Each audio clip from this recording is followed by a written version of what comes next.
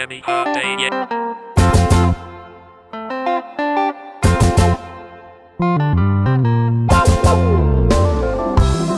Àyànfẹ́ ọmọ ọlọ́jọ́ ìbí ọjọ́ bí rẹ̀ gangan lè ní jẹ́.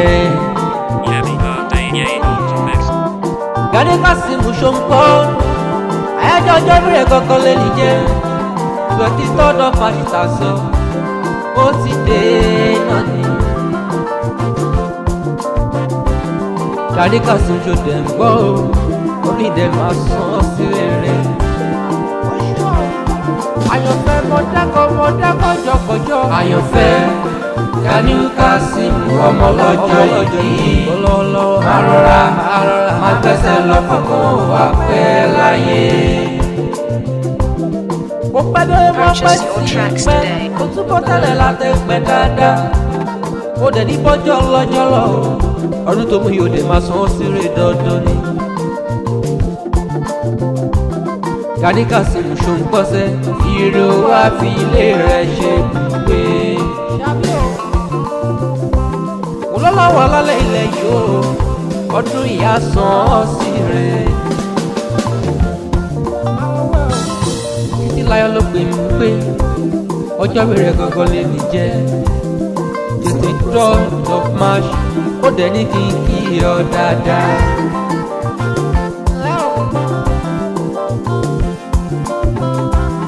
Gani Kasimu Ṣóńpọ̀ ilé ìdìbò lágbé bí ọlọ́mọ ọmọ ewúrin mo kọ̀ fún lọ́rọ̀ ìdìbò mo máa fọdún eléyìí ṣàṣẹ. Purchase your Mo tracks ṣe today. déwú ló bí yìí ẹ ò gbọ́dọ̀ mẹ́mú ọ̀pẹ. Òkìyàn lọ́wọ́ yìí dàgbà o ẹ ò gbọ́dọ̀ mẹ́mú òkúrọ̀ rárá. Èyí ló máa dájọ́ jẹyọ adájọ́ jọrẹ lọ Purchase your kí ọ̀dà tracks dá. today. Ewúrẹ́ mo kọ̀ kú lọ́nà ìjìgbó ọmọ ló ṣàbọ̀nù àti díjẹ́ gbìn mú kí ọ. Kò pẹ́ kó túbọ̀ ṣọ̀pọ̀lọpọ̀ ọdún láyé kó má ṣe fọ́jọ́ lọ́jọ́ lọ́mọdé sí wí. Òye ọdún tó bọ̀ nínú ńlá ni ìrẹ́ àfilẹ̀ rẹ̀ ṣe ṣùgbọ́n mi dandan.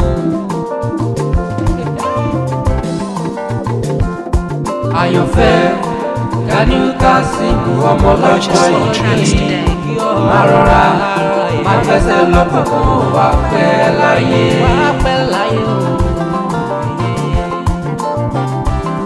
Ọdún yà sàn ọ́ sí rere.